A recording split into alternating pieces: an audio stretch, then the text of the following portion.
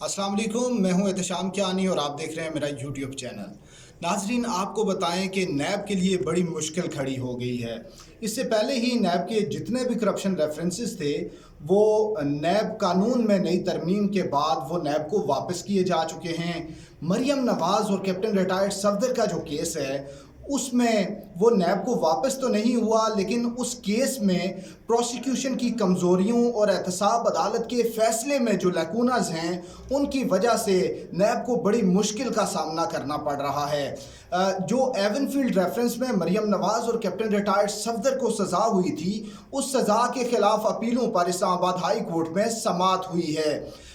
नवाज शरीफ जो कि मरकज़ी मुलज़िम थे और बाद में उन्हें सज़ा भी सुना दी गई, उनकी अपील इस्लामाबाद हाई कोर्ट ने खारिज कर दी थी, लेकिन उस अपील में मेरिट को टच नहीं किया गया था। अब को एक्यूज्ड जो कि मरियम नवाज़ और कैप्टन रिटायर्ड सफदर हैं, उनकी अपीलों पर समाअत जारी है।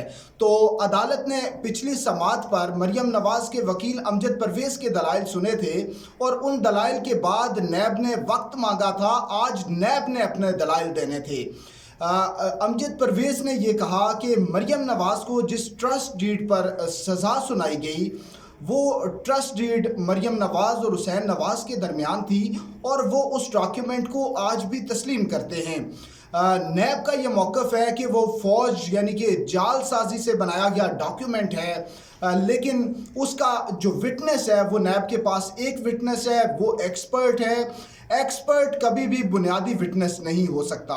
तो अब अदालत ने नैब से ये सवाल पूछे थे कि आपने प्रूव करना है कि किस तरह से मरियम नवाज़ ने नवाज़ शरीफ की जुर्म में मुआवनत की। तो आज जो प्रोसिक्यूटर हैं उन्होंने कहा कि सुप्रीम कोर्ट की हिदायत पर रेफरेंसेस दायर किए गए। उन्होंने सुप्रीम कोर्ट का फैसला पढ़ा, उस फैसले को जब पढ़ चुके उन्होंने कहा कि रेफरेंसेस दायर हुए, चार्जशीट जो थी फर्द जुर्म वो पढ़कर सुनाई गई, जिसमें मरियम नवाज़ की ट्रस्ट डीड का जिक्र था कि वो ट्रस्ट डीड दुरुस्त नहीं थी, फौज डॉक्यूमेंट था। और उसके साथ ही उन्होंने ये भी कहा कि उसमें जो कैलिब्री फॉन्ट था वो फॉन्ट भी ये एक्सपर्ट ने ये कहा था कि ये फॉन्ट उस वक्त एग्जिस्ट नहीं करता था।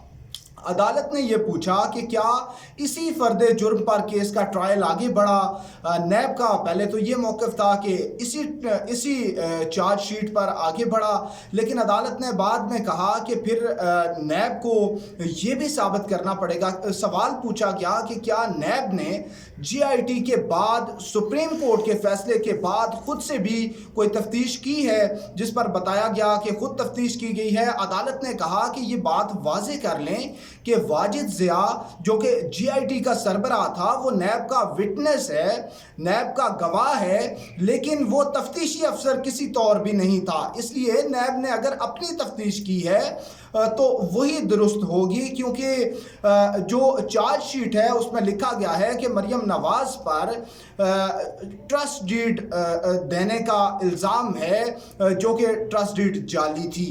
इसके अलावा मरियम नवाज़ पर इल्ज़ाम कैलिब्री फॉन्ट का था, ये इल्ज़ामात। और मरियम नवाज़ और कैप्टन रिटायर्ड सफदर पर तीसरा इल्ज़ाम ये था कि उन्होंने तफ्तीश में मुआवनत नहीं की, ताउन नहीं किया।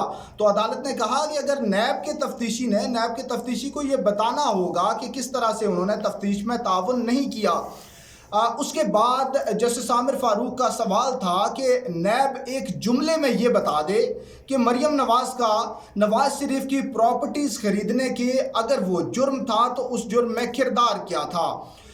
नैब ने कहा कि मरियम नवाज़ बेनिफिशियल ऑनर, तो अदालत ने वही रोक दिया कि ये दूसरी तरफ जा रहे हैं। एक जुमले में बता दें कि मरियम नवाज़ का किरदार क्या था। उन्होंने कहा कि मरियम नवाज़ का किरदार ये था कि उन्होंने अपने वालिद की प्रॉपर्टीज़ को छुपाने में आनते जुर्म किया। ये इस पर अदालत ने ये इस्तफसार किया कि मरियम नवाज़ का किरदार 1993 से है या 2006 से, क्योंकि 1993 में नैब का ये मौक़िफ़ है कि नवाज़ शरीफ ने 1993 में वो प्रॉपर्टीज़ खरीदी।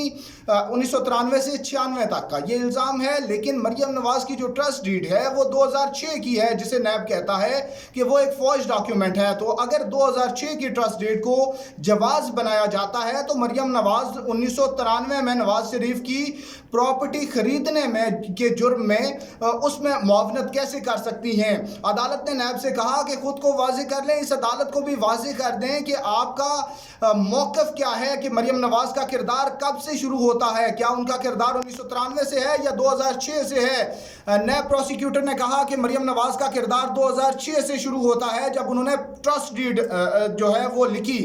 عدالت نے کہا کہ اس کا مطلب ہے کہ آپ مانتے ہیں کہ پراپرٹیز بنانے میں مریم نواز کا کوئی کردار نہیں تھا۔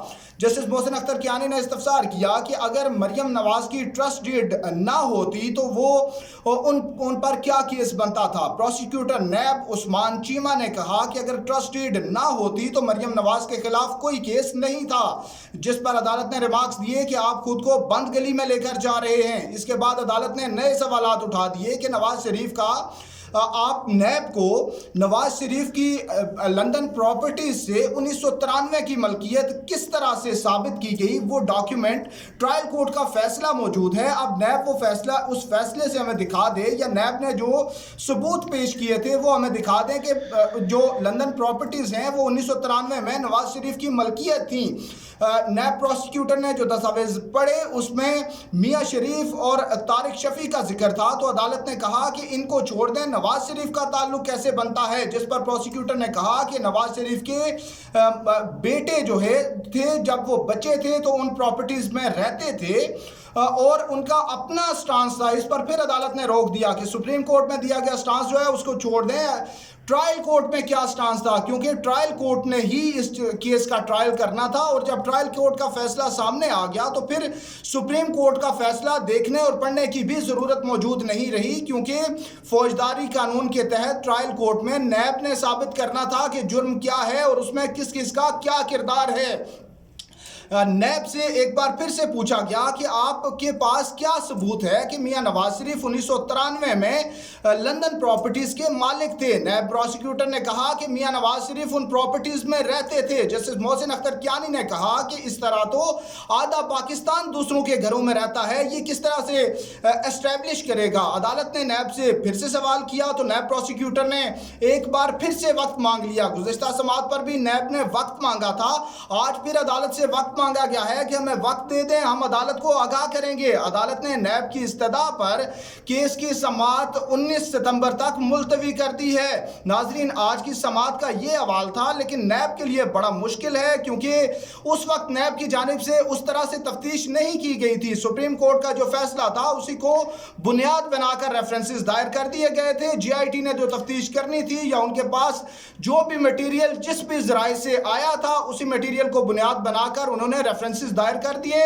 نیب کے جو ٹرائل کورٹ میں جو بھی اس حوالے سے ان کی جانب سے اسسٹ کیا گیا وہ ایک طرف، لیکن اب نیب کے لیے بڑی مشکل سامنے آ رہی ہے۔ اب آئندہ سماعت پر نیب کو عدالت کو کنونس کرنا پڑے گا کہ پراپرٹیز 1993 میں میاں نواز شریف کی ملکیت تھیں، کیونکہ عدالت کا بڑا واضح ثبوت ہے کہ پہلے جرم ثابت کرنا ہوگا۔ یہ ثابت ہوگا کہ پراپرٹیز 1993 میں نواز شریف کی ملکیت تھی تو اس کے بعد ہی 2006 میں مریم نواز کا جو ذکر ہے یا ان پر اس جرم میں معاونت کا جو کردار ہے وہ آ سکتا ہے۔ اگر قتل ہوا ہی نہ ہو تو اس میں شریک مجرم جو ہے یا شریک ملزم جو ہے اس کا کنسیپٹ موجود نہیں ہوتا۔ ناظرین، آج کی سماعت سے اتنا ہی، مزید بھی اپڈیٹس کے لیے ہمارے ساتھ رہیے۔ اللہ حافظ۔